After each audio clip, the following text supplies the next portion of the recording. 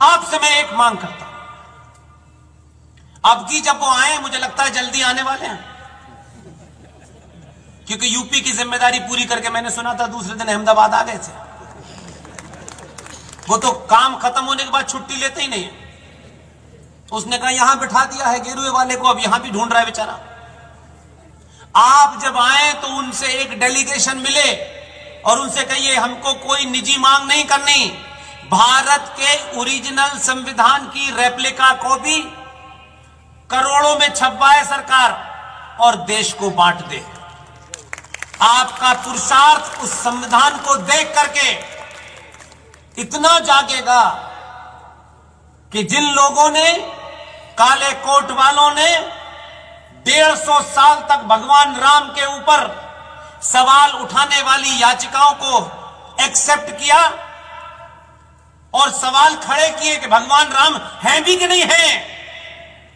पाखंड देखिए, रामनवमी की 9 दिन तक सुप्रीम कोर्ट बंद रहती है, छुट्टी लेते हैं, और रामनवमी के बाद जब कोर्ट खुलता है तो कहते हैं आइए बैठ के बात करते हैं भगवान राम है कि नहीं है। अगर संविधान की वो कॉपी ओरिजिनल होती जिसमें भगवान राम बने थे, तो संविधान की शपथ लेने के साथ साथ भगवान राम की भी शपथ लेनी पड़ती है। आप सिर्फ उनसे कहिए कि ये कॉपियां छपवा दें, देश के लोगों के पास ताकत है, वो खरीद लेंगे और वो याद करेंगे कि हमारे पूर्वज क्या काम करके गए थे। इसलिए आप ऐसे लोग समाज में हैं जो चुपके से अपना काम कर रहे हैं, हम सिर्फ उनकी तारीफ भी कर देंगे ना मंचों से तो उनमें जोश भर जाएगा। उनको कोई पद्मश्री और पद्म भूषण नहीं चाहिए।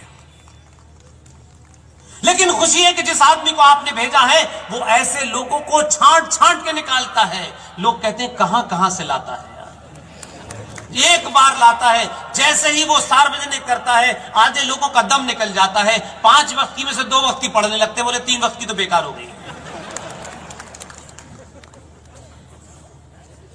2011 में एक शख्स ने, मेरे बड़े हैं, मैं उनको नहीं जानता था, जिस दिन मुझे पता चला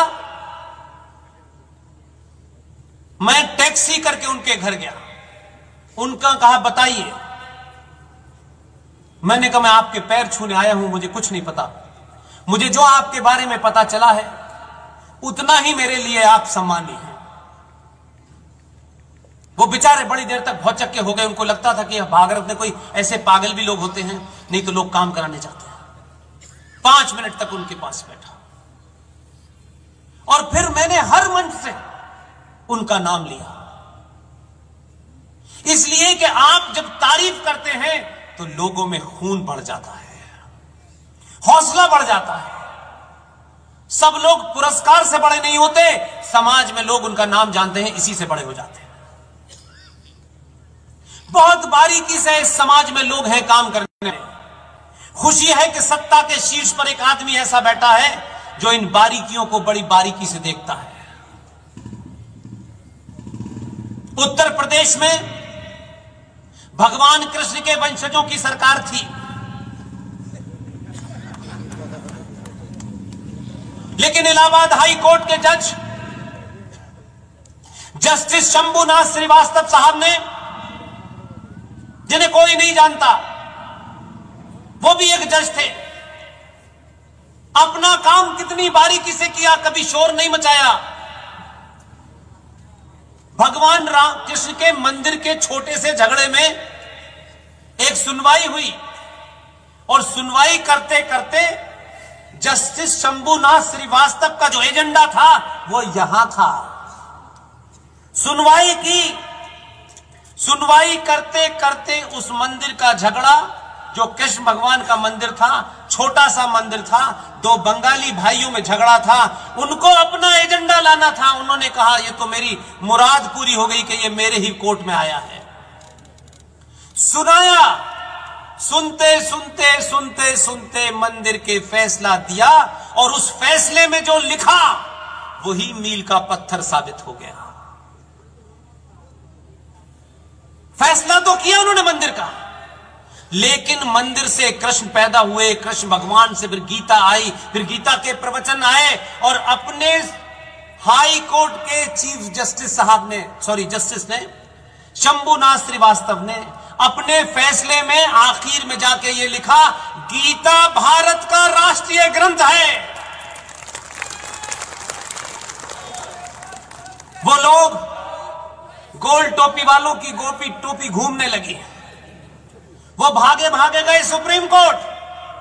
ये बात चर्चा नहीं हुई, इसलिए मैं आपके सामने ये चर्चा इसलिए करना चाहता हूं कि मेरी आवाज ऐसे लोगों तक जाए तो उनको पता हो कि कोई आदमी जिंदा है जो जिंदाओं के बीच में अपनी बात रख रहा है।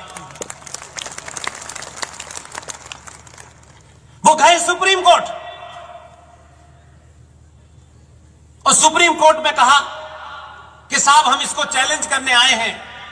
सुप्रीम कोर्ट में एक आदमी बैठा था, उसने कहा कि जितने तथ्य आपने हाई कोर्ट के जज जस्टिस शंभुनाथ श्रीवास्तव के सामने रखे थे, उससे कोई नया तथ्य हो तो हमें बताइए। तो कभी पजामा ऊपर करें, कभी कुर्ता नीचे करें, कभी टोपी घुमाएं। उन्होंने कहा हमारे पास कोई तथ्य नहीं, उन्होंने कहा चाहिए। लेकिन क्योंकि वहां भगवान कृष्ण के वंशजों की सरकार थी जो गीता के उपदेश की बात करते हैं, उनकी समझ में नहीं आया, उन्होंने वो लागू नहीं किया। लेकिन मध्य प्रदेश की सरकार में, मध्य प्रदेश जबलपुर हाई कोर्ट में जो बेंच है वहां के हाई कोर्ट की जबलपुर बेंच, वहां पे जस्टिस संजय यादव और जस्टिस अजीत सिंह ने फौरन उस फैसले को अपने यहां लिया और उसकी सुनवाई की। कुछ लोग वहां भी भागे भागे गए और वहां जाने के बाद उन्होंने कहा कि गीता भारत का राष्ट्रीय ग्रंथ है और ये कह के छोड़ा। लेकिन इत्तेफाक से वहां पर भगवान कृष्ण के मानने वाले यदुवंशियों की सरकार नहीं थी। उस चीफ मिनिस्टर ने रातों रात उस फैसले को लिया और कहा कि अब से गीता का सार हाई स्कूल में पढ़ाया जाएगा। पता नहीं चला हो गया कहां। उत्तर प्रदेश वालों को पता था इस बार ये होने जा रहा है, क्योंकि वहां यदुवंशियों की सरकार नहीं है कि यदुवंशी अपना धर्म भूल गए हैं, क्योंकि उनकी भैंस आजम खां खोल के ले गया है। उनका जो काम था वो बेचारे नहीं कर रहे। भगवान कृष्ण के वंशजों जिन्हें वो गीता के बारे में जानना चाहिए था, लेकिन वो तो इस वक्त छोटे भाई का पजामा, बड़े भाई का कुर्ते का वोट लेने में लगे हुए हैं। और आपके आदमी को यह बात पता चली, वो दिल्ली में नहीं था, उसने उन्हें बुलाया गुजरात और कहा कि मुझे समझाइए जरा, फैसला तो आ गया।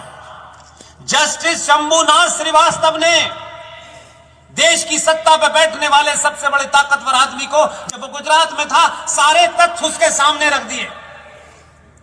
वो बोला नहीं। हमें बोलने की बहुत आदत है, सनातनी हिंदू कम बोले तो अच्छा है, जो नहीं बोलना होता वो भी हम बोलते हैं, समय पे चुप रहते हैं।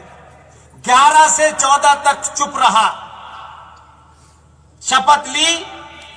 शपथ लेने के बाद जो संसद के मान्य मापदंड हैं, राष्ट्रपति भवन गया, वहां कांग्रेस का एक खांटी आदमी देश का राष्ट्रपति बैठा हुआ था। पहली बार उनका किसी ऐसे प्रधानमंत्री से एनकाउंटर हो रहा था। उसने पहले नमस्ते की, झुक के उनके पैर छुए और उसके बाद में ज्यादा लंबी बात नहीं की। 2011 में जो उसका होमवर्क था वो इतना ताकतवर था कि कोई उसने कॉमा फुल स्टॉप नहीं छोड़ा। और पहला ही सवाल उनसे किया, माननीय राष्ट्रपति जी, भारत की पहचान के रूप में ये जो विदेशी मेहमान आते हैं उन्हें क्या देते हैं? वो बेचारे कांग्रेस की संस्कृति के थे, उन्हें नहीं पता था कि भाई साहब ये धोबी पाट वाला आदमी है। उन्होंने कहा हम ताजमहल देते हैं। वहीं पे बोला कि ताजमहल भारत की पहचान कब से हो गई? बोले ये परंपरा है। बोला आज से ये परंपरा बंद करते हैं। दुनिया के जितने देशों में जो जो भाषा बोली जाती है उन भाषाओं में गीता का ट्रांसलेशन करा करके ट्रक भर के कॉपियां राष्ट्रपति भवन के बाहर खड़ी थी और कहा कि आज से विदेशी मेहमान जो भी आएगा उसको उसकी बोली में गीता दी जाएगी। दुनिया को समझ नहीं आया ये हुआ क्या है।